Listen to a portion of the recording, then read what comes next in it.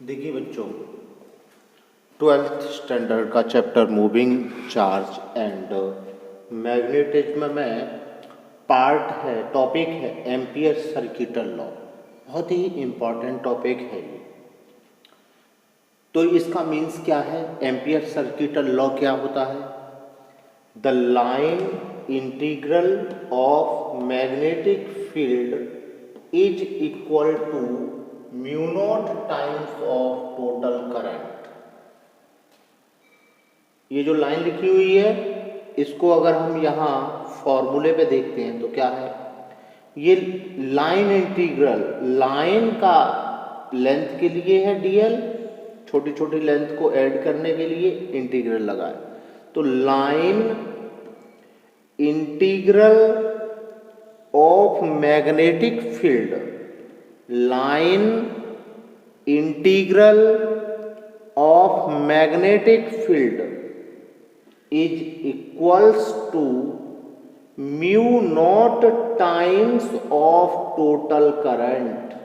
Mu naught times of total current. ये total current क्या कह रहा है? जो लाइन इंटीग्रल के अंदर जो करंट है वो पूरा टोटल करंट बोला गया, इसलिए नोट लगा दिया है।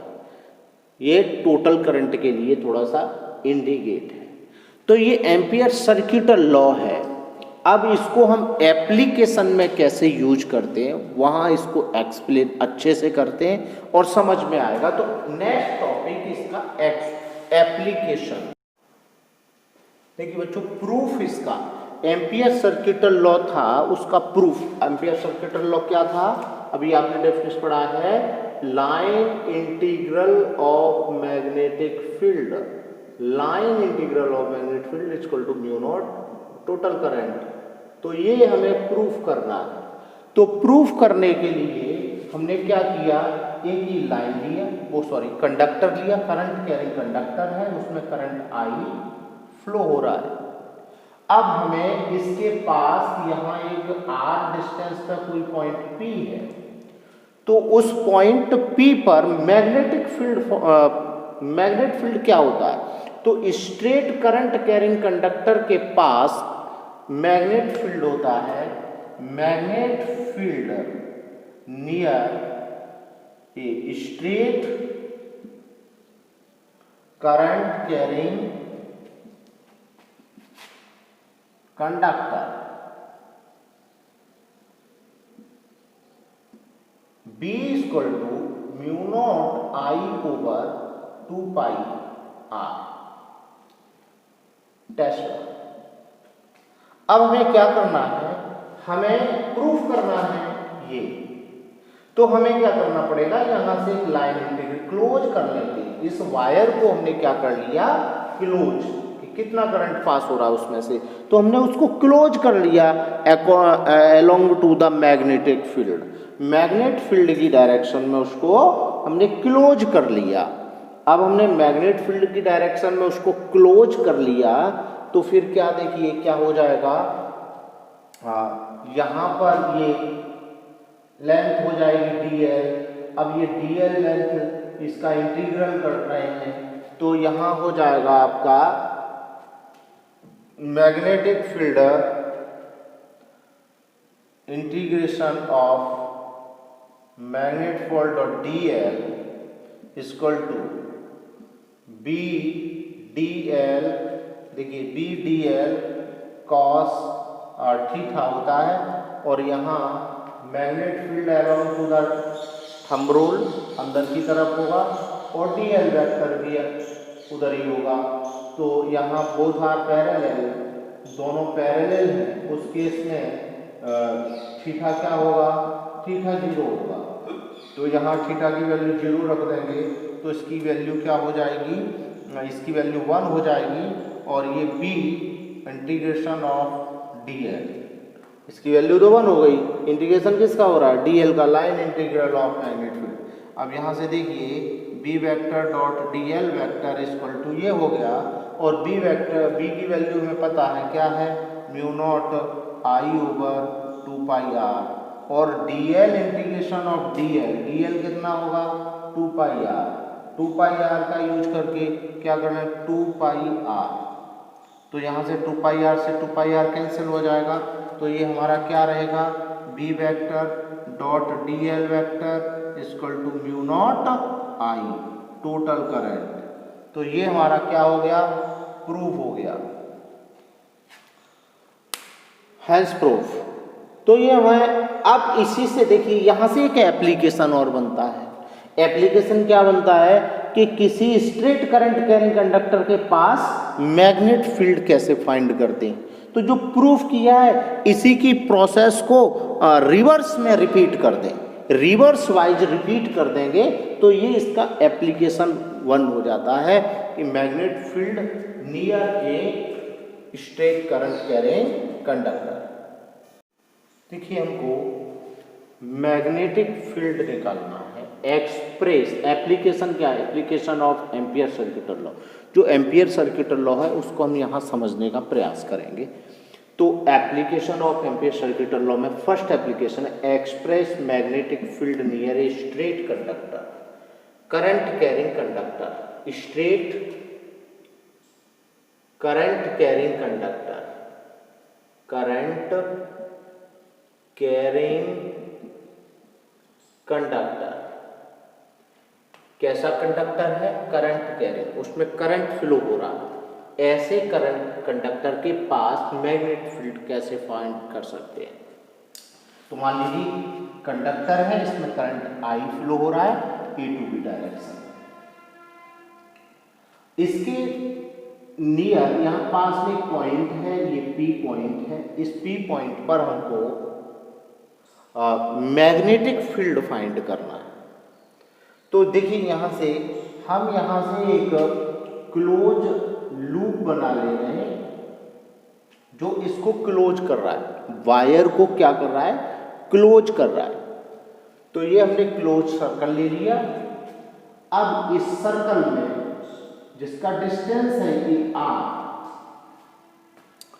अब हमने क्या किया कि यहां पर जो मैग्नेटिक फील्ड होगा according to right hand thumb rule, thumb express direction of current and curling of finger direct indicate the direction of magnetic field। तो यहाँ मैग्नेटिक फील्ड का डायरेक्शन कहाँ होगा, इनसाइड बोर्ड, बोर्ड के अंदर की तरफ, पेपर है तो इनसाइड द पेपर, पेपर के अंदर की तरफ। तो यहाँ मैग्नेटिक फील्ड भी होगा, अंदर की तरफ होगा।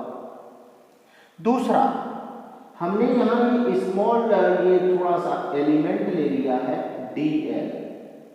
ये स्मॉल डी एल जो एलिमेंट लिया है छोटा सा, इसकी डायरेक्शन, ये भी एक स्मॉल एलिमेंट है तो स्मॉल एलिमेंट एक डायरेक्शन को शो करे तो इसकी डायरेक्शन किधर होगी, इसकी भी डायरेक्शन इधर ही होगी। स्मॉल एलिमेंट की भी डायरेक्शन उधर ही होगी और बी की डायरेक्शन भी उधर ही होगी। अब हमें ये पूरी जो डीएल जो सर्कल लिया है इस पूरे का इंटीग्रल करना है, टोटल लेंथ लेनी है कि ये सर्कल है वो कितना है। तो फॉर्मूला क्या था, line integral of magnetic field, line integral of magnetic field is equals to mu naught times of current. इसमें से कितना करंट पास हो रहा है, तो इस सर्कल में से उतना ही करंट पास हो रहा है जो वायर से पास हो रहा है, वहाँ टोटल करंट उतना ही। अगर वायर को यहाँ ऐसे ऐसे फोल्ड कर दें इसी सर्कल के अंदर, तो उसमें कई टाइम, जितने टाइम उस वायर को फोल्ड करेंगे उतने ही टाइम उसमें करंट हो जाएगा, तो वहाँ एन आई और हो जाएगा। अगर यहाँ सिंगल टाइम वायर को उसमें से निकाला गया है तो आई हो गया। अब हमें क्या करना है, इसको डॉट साइन हटाते हैं तो क्या आता है, B D L cos theta, और दोनों पैरेलल हैं उस केस में क्या हो जाएगा, थीटा 0 हो जाएगा। यहाँ पर बी वेक्टर और D L vector both are parallel, तो थीटा क्या हो जाएगा, थीटा 0 हो जाएगा। अब जब थीटा 0 हो जाएगा उस केस में 0 की वैल्यू 1 होती है, तो यहाँ हो गया B D L equal to mu naught I. देखिए अब हमें यहाँ magnetic field on the circle, ये सर्कल की डिस्टेंस आर है, तो ये पूरे सर्कल पे तो मैग्नेट फील्ड सेम डिस्टेंस पे सेम होगा, तो मैग्नेट फील्ड तो इस पे कैसा रहने वाला है, कांस्टेंट रहने वाला है। इंटीग्रल किसका कर रहे हैं, डेफिनेशन में बोला गया लाइन का इंटीग्रल कर रहे हैं, उस लेंथ का इंटीग्रल कर रहे हैं जो आपने लिया है क्लोज लूप, तो उसका इंटीग्रल करते हैं, तो इंटीग्रल मतलब उसका टोटल लेंथ, टोटल लेंथ का मतलब हो जाएगा, टोटल लेंथ किस में है, सर्कल में है, उस सर्कल का क्या होता है, सर्कल का होता है 2 पाई आर, तो यहां से हो जाएगा b into 2 pi R equal to mu naught I, और यहां से b इक्वल टू क्या हो जाएगा फॉर्मूला, देखिए b equal to mu naught I over 2 pi R, ये हमारा फॉर्मूला निकल के आ जाएगा किसका, मैग्नेटिक फील्ड का। कहां पर, near a straight current carrying conductor, straight current carrying conductor के पास मैग्नेटिक फील्ड ये होता है, इसका फॉर्मूला इससे प्रूफ हो जाता है। तो ये एप्लीकेशन फर्स्ट हुआ, आई होप आपकी समझ में आया होगा। देखिए application of Ampere circuital law, Ampere circuital law का second application most important, magnet field inside a solenoid, किसी सोलेनॉइड के अंदर मैग्नेट फील्ड का फॉर्मूला। तो पहले तो हमें पता होना चाहिए सोलेनॉइड क्या होता है। जब किसी कंडक्टर को कंडक्टर को स्प्रिंग फॉर्म में लपेट लिया जाए तो फिर इस तरह का फॉर्म हो जाता है उसका, और उसमें किसी सेल से कनेक्ट करके करंट पास कर दिया जाए, तो ये जो सोलेनॉइड, ये जो पूरा बन गया, इसको बोलते हैं सोलेनॉइड। अब इसमें क्या होता है सोलेनॉइड में, सोलेनॉइड में जैसे ही करंट पास होता है वैसे ही इसमें एक मैग्नेटिक फील्ड प्रोड्यूस हो जाता है। वो मैग्नेटिक फील्ड ठीक वैसे ही होता है जैसे एक बार मैग्नेट में होता है। बार मैग्नेट में क्या होता है, एक बार मैग्नेट है, एक एन पोल होता है, एक एस पोल होता है। एन से लाइनें निकलती हैं मैग्नेट फील्ड लाइंस, एस में अंदर चली जाती हैं, एन में से निकलती हैं और एस में अंदर चली जाती हैं। तो इसी तरह से हमारा सोलेनॉइड वर्क करता है।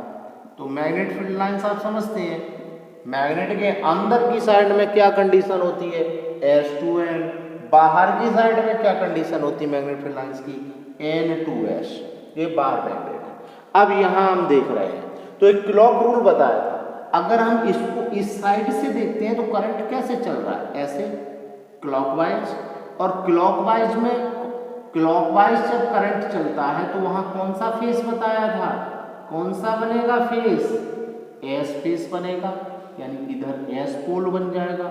और उस साइड में से देखते हैं यहां से, तो यहां कैसे चल रहा है, एंटी क्लॉकवाइज, एंटी क्लॉकवाइज मतलब एंटी क्लॉकवाइज ऐसे, तो ऐसे चलेगा, तो यहाँ कौन सा फेस बनेगा, एन पोल बनेगा, तो यहाँ क्या बनेगा मैग्नेट का, एन बनेगा। अब यहाँ क्या दिखाया गया बार मैग्नेट में, एन से मैग्नेट फील्ड लाइंस बाहर निकलती हैं, एस में अंदर जाती हैं, तो यहाँ से मैग्नेट फील्ड लाइंस बाहर निकल रही हैं और यहाँ से घूम करके मैग्नेट फील्ड लाइंस यहाँ अंदर आ रही हैं। तो ये हमारा क्या बन गया, ये सोलेनॉइड बन गया, ये बन गया सोलेनॉइड। ये है यहाँ अंदर, यहाँ बाहर निकल रही है एन पोल से और यहाँ एस पोल के अंदर जा रही है। तो ये पोलैरिटी हो गई इसकी, एक फेस एन हो गया और एक फेस एस हो गया।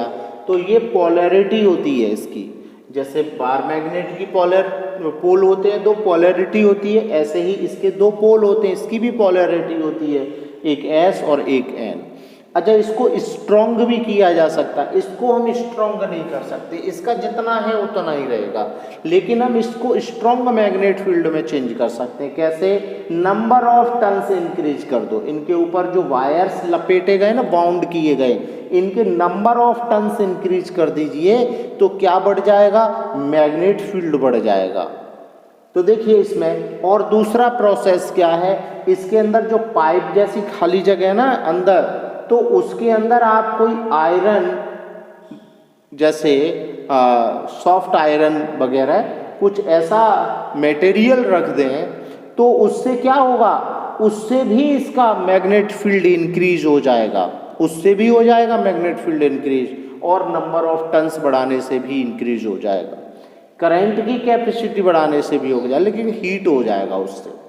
तो करंट से बेहतर है कि उसके नंबर ऑफ टन्स बढ़ा दिए जाएं, और उसके अंदर कुछ और बढ़ाना है तो उसके अंदर कुछ सॉफ्ट आयरन जैसा कुछ मटेरियल रख दिया जाए, इससे भी इसकी क्या बढ़ जाती है, इसकी मैग्नेट फील्ड कैपेसिटी बढ़ जाती है, इंटेंसिटी बढ़ जाती है। अब यहाँ हम देख रहे हैं इसका हमें अंदर, जैसे यहाँ से तो एन से बाहर आ रही है, तो ऐसे कैसे जा रही होंगी, ऐसे अंदर जा रही होंगी, तो यहाँ भी वही क्लोज होती है तो वो क्लोज होंगी, तो इस तरह से वो अंदर भी मैग्नेट फील्ड लाइंस होंगी।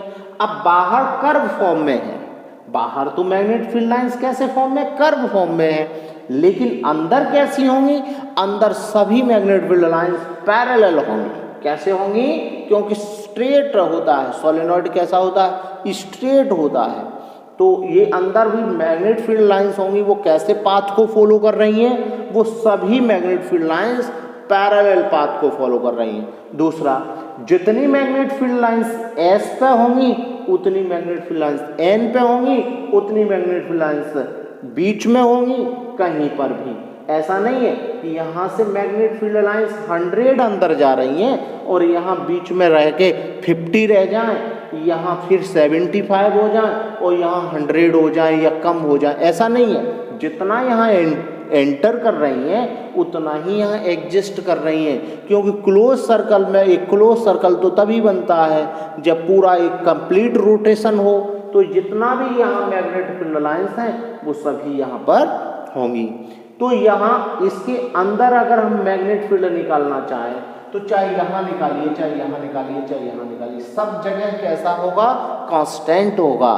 तो इसके अंदर मैग्नेट फील्ड कांस्टेंट होगा, इसके साइड पर मैग्नेट फील्ड हाफ होगा, क्योंकि देखिए यहाँ से निकलने के बाद इधर तो वो क्या नहीं हो पा रही हैं, पैरेलल नहीं हो पा रही हैं, इधर से तो वो टर्न कर रही हैं इधर, तो इसके एंड पर, चाहे ये एंड हो चाहे ये हो, किनारे पर मैग्नेट फील्ड होगा, जो अंदर होगा उसका हाफ होगा।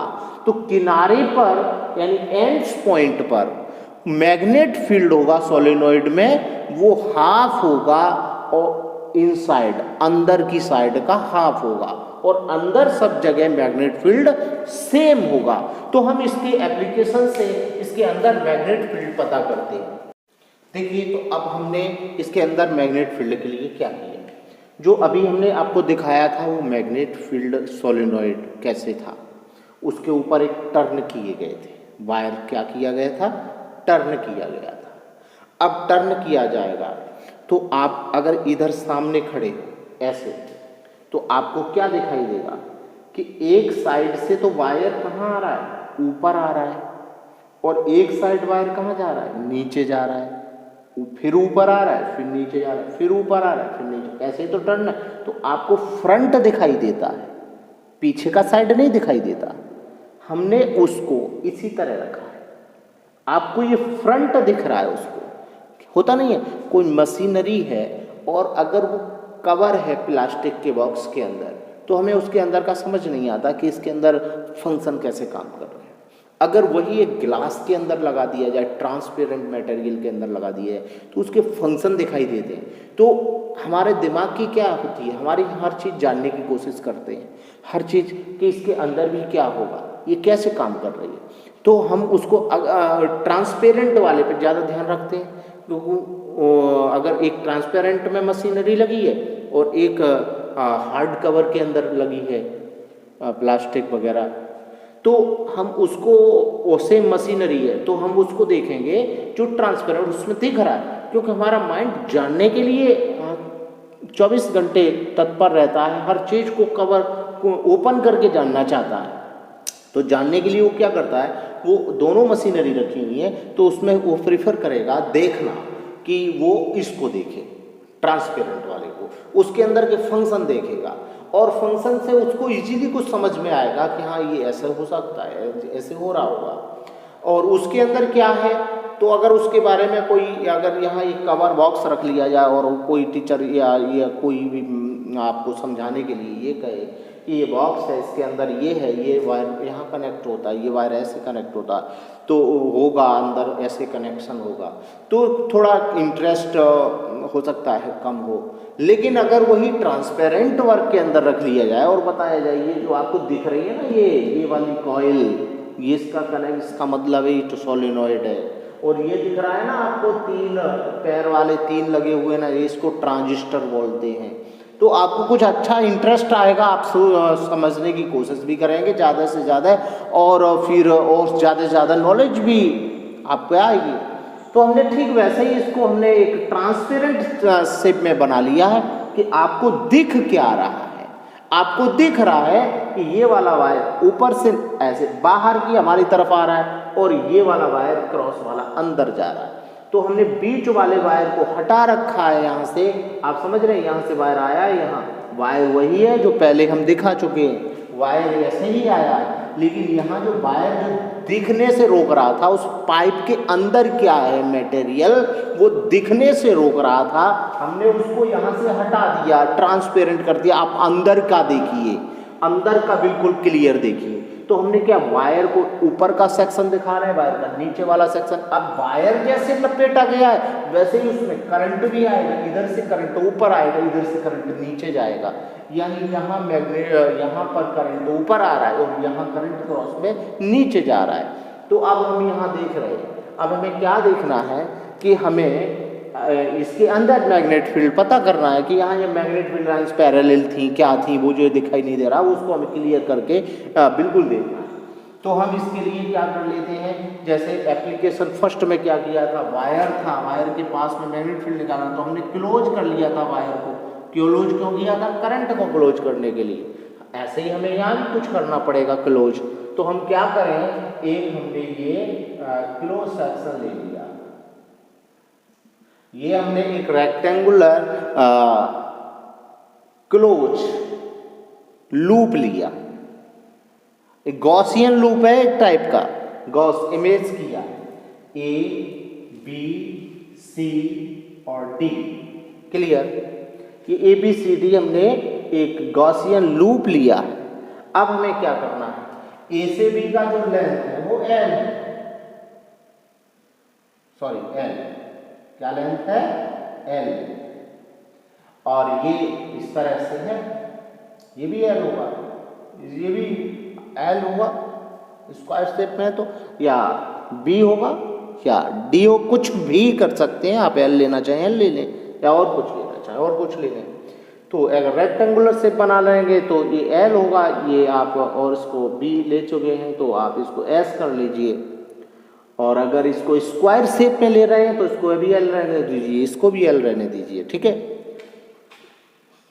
तो अब हमें देखना है कि अब हम इसका लाइन इंटीग्रल कर लेते हैं। तो इसके अंदर कितना करंट होगा, इसके अंदर उतना ही करंट होगा जितने टर्न्स होंगे, इसमें भी आई करंट होगा, इसमें भी आई करंट होगा, इसमें भी आई करंट आ रहा है, इसमें भी आई करंट पास हो रहा है, इसमें भी आई करंट पास हो रहा है, तो सब में आई करंट पास हो। अब इसके अंदर जितने टर्न्स आ जाएंगे उतना करंट आई होगा इसके अंदर। अब हमें यहाँ देखना है, तो टोटल इंटीग्रेशन ऑफ कर रहे हैं, तो उसके अकॉर्डिंग क्या होता है, फॉर्मूला तो ये होता है B vector dot D L vector, B vector dot D L vector equal to क्या बताया था, म्यू नॉट आई होता है। ये क्या होता है, ये फॉर्मूला होता है, किसका फॉर्मूला होता है, एम्पियर सर्किटल लॉ का फॉर्मूला होता है। अब इससे हम प्रूव करने जा रहे हैं कि किस तरह से होगा। तो देखो इसमें हमें क्या करना था, म्यू नॉट आई करना है, तो अब हमें इसका मतलब क्या है, लाइन इंटीग्रल करना है, इस पूरे का क्लोज इंटीग्रल करना है, लाइन इंटीग्रल करना है, टोटल इंटीग्रल करना है मैग्नेट फील्ड के साथ। तो देखिए क्या करना है, देखिए फर्स्ट हो जाएगा हमारा, इतना लाइन ले लेते हैं, ए से बी तक का लाइन लिया है और B vector dot D L vector. Second में हमने लिया ये वाला लाइन लिया है, इंटीग्रेशन कहाँ से कहाँ तक, बी से सी तक, B vector dot D L vector.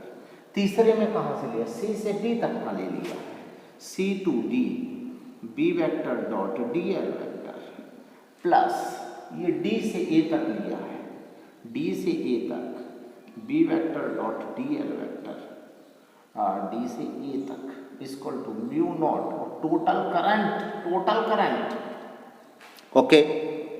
अब यहां देखते हैं ए से बी तक का लेंथ क्या है, एल लेंथ है, तो लाइन इंटीग्रेशन टोटल लाइन कितना हो जाएगा इंटीग्रेट करके, एल हो जाएगा। और B vector dot D L vector, यहाँ मैग्नेट फील्ड की डायरेक्शन भी इधर है और डी एल की भी इधर है, दोनों कैसे है पैरेलल, तो यहाँ क्या हो जाएगा, डॉट हटाएंगे तो क्या आएगा, cos 0 आएगा और cos 0 की वैल्यू 1 होती है, तो यहाँ क्या हो जाएगा, बी एल हो जाएगा मेरे प्यारे बच्चों, क्या हो जाएगा, बी एल हो जाएगा। यहाँ बी वेक्टर और डॉट डी एल वेक्टर, यहाँ मैग्नेट फील्ड किधर है, मैग्नेट फील्ड किधर है, डी एल किधर है, इधर है, दोनों के बीच में यहाँ कितना डिग्री, 90 डिग्री है। डॉट हटाएंगे तो कॉस आ जाएगा, कॉस 90 की वैल्यू 0 होती है, ये स्टेप 0 हो गया।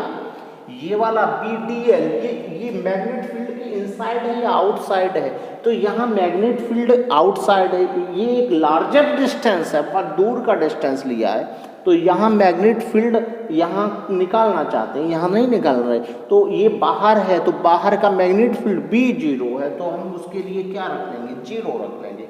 फिर आ गया डी टू ए, ये फिर परपेंडिकुलर है, तो इसके लिए फिर 0 हो गया, क्योंकि डी एल और बी के बीच में 90 डिग्री, cos 90 0 होता है, तो ये 3 स्टेप तो 0 हो गए। अब इधर आ जाओ, म्यू नॉट और टोटल करंट आई की बात कर रहे हैं, आई नॉट की। अब टोटल करंट हमने बताया था कि इस रेंज में कितना करंट आ रहा है, मान लेते हैं कि 8 टर्न्स लो लगे हुए हैं, वो यूनिट लेंथ में एन है, तो number of turns in unit length में कितने टर्न्स हैं, स्मॉल एन टर्न्स है, कितनी लेंथ में, यूनिट लेंथ में। अब यूनिट लेंथ में टर्न्स हैं तो एल लेंथ में कितने टर्न्स हो जाएंगे, और उसमें उतना ही करंट होगा, एक टर्न में करंट आई है तो जितने भी टर्न होंगे उतना ही करंट होगा, उसमें मल्टीप्लाई होंगे, तो इसमें कितने टर्न हो जाएंगे, तो turn in length L equal to N L हो जाएगा। टोटल फिर करंट कितना होगा, तो टोटल करंट कितना होगा, एक टर्न में आई है तो टर्न कितने हैं, एन एल, तो टोटल करंट कितना हो जाएगा, I naught equal to N I L हो जाएगा। तो यहां से हम रख सकते हैं B L equal to mu naught और आई नॉट की जगह हो जाएगा एन आई एल, एल से एल कैंसिल, तो B equal to mu naught N I. ये मैग्नेट फील्ड कहाँ का निकल आया, magnet field inside solenoid, magnet field inside solenoid का फॉर्मूला है। यहाँ एन क्या है, यूनिट लेंथ पर टर्न है। अगर यहाँ ये यूनिट लेंथ के टर्न ऐसे निकलते हैं, total number of turn upon length of solenoid, ये टोटल लेंथ ऑफ सोलेनॉइड है, टोटल लेंथ ऑफ सोलेनॉइड।